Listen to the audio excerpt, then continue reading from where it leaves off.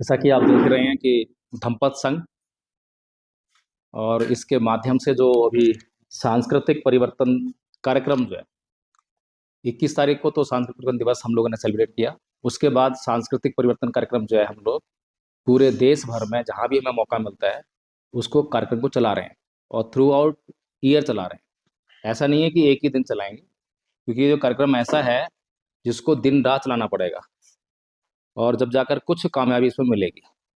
तो यहाँ पर जो है जिस तरीके से अभी आदरणीय सर ने बात कर रखी, आदरणीय वार्डन साहब ने भी अपनी बात रखी, और इसमें जो एक पीड़ा निकल कर आई है कि SC ST के जो छात्र हैं उनके साथ भेदभाव होता है और आर्थिक स्थिति बहुत कमज़ोर होने के कारण जो है वो अपने लिए सुटेबल अकोमोडेशन जो है अपनी पढ़ाई लिखाई के लिए नहीं ले पाते हैं। इसलिए जो है इन लोगों ने जो यहाँ पर आपकी सहूलत करने के लिए SC ST के जो समाज के छात्र हैं उनको सहूलत देने के लिए इस छात्रावास का निर्माण किया। तो आप लोग सबसे पहले तो इनके प्रति कृतज्ञ होने चाहिए, और कृतज्ञ किस प्रकार हुआ जाता है उसको हमें समझना चाहिए।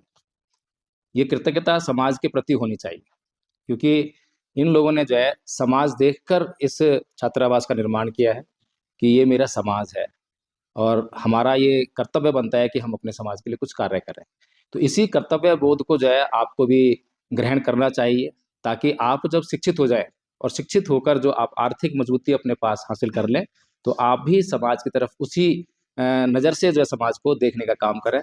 और वो तभी हो पाएगा जब आप जो है इसको फील करेंगे, इस मोमेंट को जो आप अभी जिसमें आप रह रहे हैं, पढ़ाई कर रहे हैं, इसको समझने का प्रयास करेंगे।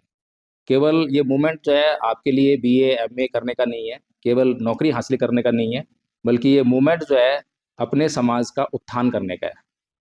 तो बाबा साहेब को आप सभी लोग जानते हैं। बाबा साहेब का सम्मान कौन कौन लोग करते हैं? ईमानदारी से बोलना, जांच होगी, जांच कर लें। अच्छा ठीक है। तो ये बताइए कि बाबा साहेब कौन से धर्म को मानने वाले थे? बौद्ध धर्म। आप में से कितने लोग बौद्ध हैं? आप में से कितने लोग बौद्ध हैं? हाथ खड़ा करो। अरे अभी तो कह रहे सारे सम्मान करते हैं बाबा साहेब का। सोचिए जी, सभी धर्मों का सम्मान कैसे हो सकता है? सत्य तो एक होता है ना, ये सत्य जो है 10 होते हैं।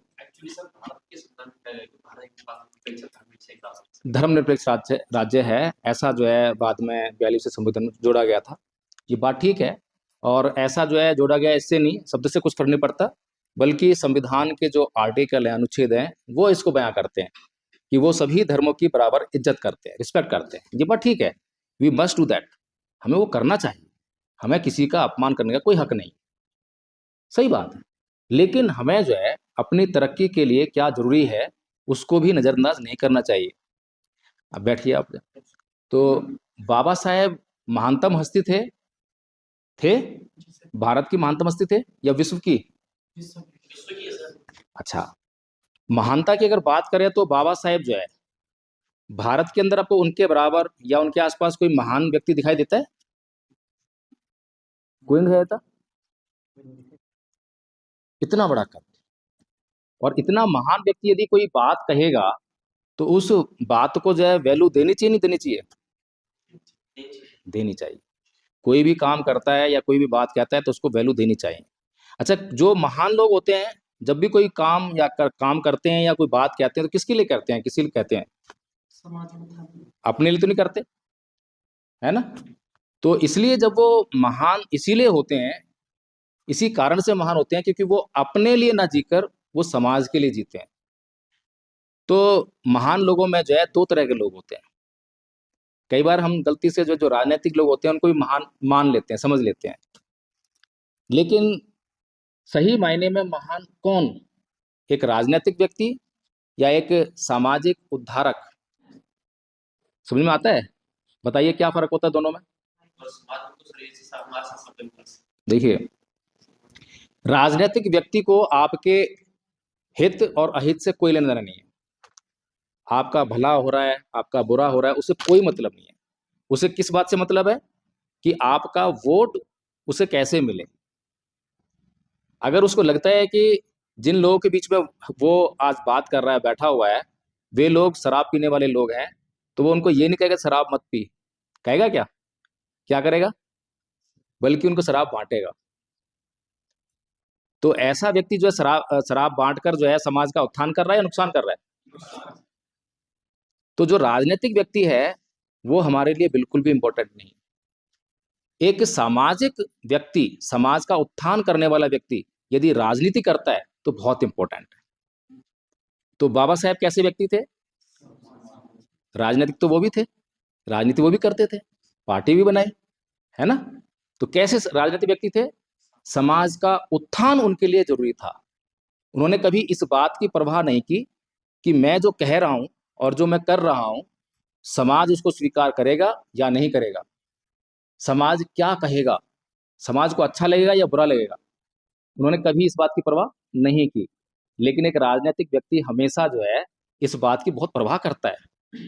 जब वो मंच पे खड़ा होकर भाषण देता है तो वो इस बात को देखता है कि सामने वाले लोग जो हैं क्या चाहते हैं, तो जो वो चाहते हैं वही बोलता है। ऐसा ही है ना?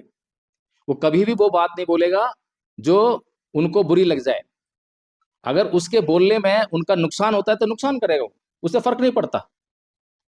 अगर सामने बैठी हुई भीड़ को हिंसा पसंद है तो वो हिंसात्मक ही बोलेगा। लेकिन एक समाज का उत्थान करने वाला व्यक्ति कभी भी गलती से भी कभी गलत काम नहीं करेगा, कभी भी गलत बात नहीं कहेगा।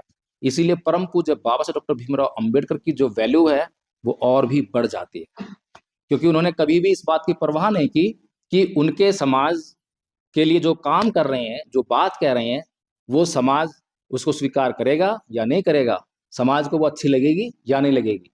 तो ऐसे कौन कौन से काम किए बाबा साहेब ने जो समाज को अच्छा नहीं लगा? आपको मालूम है?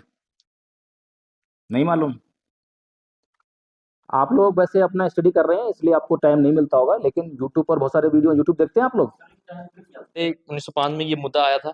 उसके बाद जैसे हमारे भीमराव अम्बेडकर ने मांग की कि एसटी एससी के अलग से सीटें दो, तो उसके बेस पे अगर धीरे धीरे कहीं ना कहीं ये भी हो जाता है कि एसटी एससी का जो देश है अलग ही टूट जाता इंडिया से। मेरे कहने का मतलब ये है। तो वहां पे गांधी जी ने उनको बताया था कि ये चीजें मत करो और हम आपको एक्स्ट्रा सीट देके आप इंडिया में ही रहो और अलग मत करो एसटी एससी समाज को। ये है मेरे कहने का मतलब सर। जी जी, थोड़ा गलती तो नहीं कह सकते हम इसे, उन्होंने हमारे हित के लिए ही कहा था। बट लेकिन अगर इनकेस ये होता तो शायद आज पता नहीं देश का क्या होता है, ये मुझे समझ उसमें सर होना तो वही चाहिए जो गांधी जी ने किया था। अच्छा था इनका कि हाँ जी जी। पर लेकिन इनका भी हमारे जो भीमराव अम्बेडकर जी इनका भी कोई गलत मत नहीं था, क्योंकि हमारे साथ बहुत सारे भेदभाव हो रहे थे सर ना एक्चुअली उस टाइम। जी जी जी, वो क्या था कि तुम जो कि है यहीं पर रहो, जी जी इसके हाँ बाद जी, और हमारे साथ भाग लो आप, मतलब हमारे साथ ही जी रहो। जी, इलेक्शन में आप हमारे साथ भाग लो। जी सर, जो आप कह रहे हैं सही था। जी जी जी। जब हम चीजों को अच्छी तरह से नहीं समझते हैं तो हम जो हमारा बुरा करने वाला व्यक्ति होता है उसके षड्यंत्र का शिकार हो जाते हैं। और ऐसा ही होता है, राजनेताओं के षड्यंत्र का हम शिकार रहे। इसीलिए पिछले 70-75 साल से भारत का आजाद होने के बाद, संख्या में बहुत अधिक होने के बाद भी ये जो समुदाय है राजनीतिक शोषण का शिकार है। किस लिए है? क्योंकि जो राजनीतिक लोग हैं वो इस समाज को किसी ना किसी तरीके से अपने षड्यंत्र में फांस लेते हैं। तो इस बात को समझना चाहिए। बाबा साहेब का लक्ष्य क्या था और गांधी जी का लक्ष्य क्या था, ये हमें समझना पड़ेगा। गांधी जी उस समय जो है बाबा साहेब से किस तरीके से जो है कोऑर्डिनेशन कर पाए या नहीं कर पाए, या क्या उनके संबंध थे, इसको भी समझना चाहिए। बाबा साहेब जातिवाद से पीड़ित थे और जातिवाद को उनसे अधिक बेहतर कोई नहीं जानता। एक बार गांधी जी ने ये कहा था कि अंबेडकर तुम तो इस जाति में पैदा हुए हो, लेकिन मैं तो इस जाति में पैदा नहीं हुआ, लेकिन जितना अधिक भला इस समाज का, इस जाति का मैं करना चाहता हूं शायद तुम भी नहीं करना चाहोगे, तुम भी नहीं करते हो, ऐसा कुछ कहा था। तो बाबा साहेब ने एक बात कही थी कि गांधी जी, दाई और जाई में फर्क होता है, दाई और जाई में फर्क होता है। तो जो बच्चा है, बच्चा पैदा करने का जो दर्द है वो जाई जान सकती है, दाई नहीं जान सकती। समझ रहे हैं? तो तुम दाई हो सकते हो इस समाज की, लेकिन जाई तो मैं हूं। तो समझ में आ रही है बात? तो इसलिए बाबा साहेब को किसी भी पॉइंट पर गलत कहना हमारे लिए तो बस की बात नहीं है। तो गलत कहने के लिए तो पहले तो उनके बराबर स्टडी करना पड़ेगा, उनके बराबर नहीं, कुछ तो करना पड़ेगा। अधिकार है हमें, बाबा साहब ने ये कहा ही नहीं है कि तुम कभी सोचना मत, तुम आंखें बंद कर लेना, जो मैं कह रहा हूं उसी को मान लेना, कभी नहीं कहा। हमारा कोई भी महापुरुष, बहुजन समाज का कोई भी महापुरुष कभी भी ये बात नहीं कहता कि आंखें बंद कर लो और जो मैं कह रहा हूं वही मान लो, बल्कि केवल यही एक समाज ऐसा है जिसके महापुरुष ये कहते हैं कि किसी भी बात को इसलिए मत मान लो कि मैं ही कह रहा हूं, उसको पहले जांच लेना, परख लेना, तब मानना। तो हम लोग बात कर रहे थे कि परम पूज्य बाबा साहब doctor Bhimrao Ambedkar political personality और सोशल पर्सनैलिटी, इसके बारे में बात कर रहे थे। तो हमारे लिए जो है बाबा साहेब बहुत इम्पोर्टेंट हैं, और बाबा साहेब के बाद जितने भी लोग अभी इस समाज में पैदा हुए जो ये दावा करते थे कि हम सामाजिक हैं, हम सामाजिक नेता हैं, कोई सामाजिक नेता दिखाई देता है आपको उनके बाद? कोई दिखाई देता है? क्यों? बहुत से नेता हुए। कांसीराम जी कैसे नेता थे, सामाजिक या राजनीतिक? हैं? सामाजिक थे या राजनीतिक थे कांसीराम जी? सामाजिक। कांसीराम जी को नहीं जानता। बहुजन समाज पार्टी के संस्थापक, जानते ही नहीं है? मायावती जी के साथ बताओ, कांसीराम जी को नहीं जानते आप? देखिए हम लोग क्यों फेल हैं, हम लोग अभी भी अत्याचार क्यों झेल रहे हैं? पिछले 75 साल में संविधान में हमें सारे अधिकार मिल गए, लेकिन वो अधिकार में मिल क्यों नहीं रहे हैं? संविधान तो मिल गए, लेकिन रियल में क्यों नहीं मिल रहे हैं? आज भी आपके ऊपर जो है किसी को जातिवादी अत्याचार करने का साहस कैसे हो जाता है? कैसे हो जाता है? आज भी किसी को बाबा साहिब का अपमान करने का साहस कैसे हो जाता है? आज भी सुप्रीम कोर्ट के चीफ जस्टिस के ऊपर जूता फेंकने की हिम्मत कैसे हो जाती है? कैसे? इसी कारण से, क्योंकि हम जानते ही नहीं है। We are lacking of such type of knowledges जो हमारे लिए बहुत जरूरी है, इसको हमें ग्रहण करना चाहिए। तो बाबा साहेब के बाद अगर समाज का उद्धार करने वाला कोई व्यक्ति था तो मान्यवर साहब कांसीराम जी थे। लेकिन क्या है कि अनफॉर्चुनेटली हम उनको राजनीतिक पर्सनालिटी के रूप में देखते, क्योंकि उन्होंने बहुजन समाज पार्टी की स्थापना की। अब पार्टी की स्थापना तो बाबा साहेब ने भी की थी, सोचिए, लेकिन एम क्या है, उद्देश्य क्या है? बाबा साहेब का एम क्या है? समाज का उत्थान करना। कांसीराम जी का उद्देश्य क्या है? समाज का उत्थान करना। बाबा साहेब के बाद जो है, जो आरपीआई बनी थी, रिपब्लिकन पार्टी ऑफ इंडिया, जिसको लोग कहते हैं कि ये बाबा साहेब की पार्टी है, बाबा साहेब के द्वारा बनाई गई है, एक्चुअली असलियत कुछ और थी, वो बाबा साहेब के बाद बनी हुई पार्टी है। तो आरपीआई के लोग जो हैं, जब साहेब मान्यवर कांसीराम जी जो है इस मूवमेंट में बाद में जुड़े, बाबा साहेब के बाद जुड़े, तो जब उनको ये मूवमेंट समझ में आया और जब वो जुड़े तो आरपीआई के लोगों को उन्होंने ज्वाइन किया। आरपीआई के लोगों को ज्वाइन किया तो आरपीआई के लोग जो हैं, एक समय पर एक संत गाड़गे धर्मशाला है, वहां पर कांग्रेस और उनके बीच में एक पैक्ट हुआ, और उसमें आरपीआई के लोगों ने जो है एक सीट के ऊपर जो है कांग्रेस को पूरे देश में समर्थन दे दिया। ठीक है, तो क्यों दे दिया? क्योंकि आरपीआई के लोग ये बोलने लगे थे कि फूले अंबेडकर की विचारधारा पर चलकर हम एमएलए एमपी नहीं बन सकते, ये कहने लगे वो। ये बात सही है या गलत है कि फूले अंबेडकर की विचारधारा पर चलकर हम एमएलए एमपी नहीं बन सकते? ये बात सही है गलत है? सही है। राइट्स की दूसरा, तो कोई इंसान राजनीति कर रहा है तो अगर वो पर्सपेक्टिव से चलेगा सब, तो वो नहीं कर पाएगा। कांसीराम जी ने किसको फॉलो किया? कांसीराम जी ने भाई इस बात को सुना तो बड़े दुखी हुए, कह रहे यार ये कैसी बात कर रहे हैं, फूले अंबेडकर की विचारधारा तो इतनी महान विचारधारा है, इससे तो समाज का उत्थान हो सकता है, और ये लोग बोल रहे हैं कि ये एमएलए एमपी नहीं बन सकते हैं। फर्क था, समझने में फर्क था। चीजों को मैंने कहा था कि हम लोग समझते नहीं है, जब तक हम किसी चीज को समझेंगे नहीं, सत्य को जानेंगे नहीं, तो उसको अमल में नहीं ला सकते, और जब तक किसी चीज को समझकर हम अमल में नहीं लाएंगे तो वो हमें लाभ नहीं दे सकती। तो फूले अंबेडकर की विचारधारा आरपीआई के लोगों के लिए किस लिए थी? एमएलए एमपी बनने के लिए। अगर किसी को एमएलए एमपी बनना है तो क्या करना पड़ेगा? वोट प्राप्त करना पड़ेगा। उसके लिए क्या करना पड़ेगा? वोट प्राप्त करने के लिए उसके लिए केवल एक ही नीति है, साम दाम दंड भेद। समाज को झूठ बोलो, समाज को मूर्ख बनाओ, समाज को बेचो, जो इस बात में माहिर होगा वो एमएलए एमपी जरूर बन जाएगा। और ऐसा होगा ना? ऐसा ही होता है। तो आरपीआई के लोग क्या कह रहे हैं कि हम लोगों को तो झूठ बोलना है, और बाबा साहब कह रहे हैं कि नैतिक जीवन धारण करना है, झूठ नहीं बोलना है, बौद्ध धर्म अपनाना है। और कांसीराम जी क्या कर रहे हैं?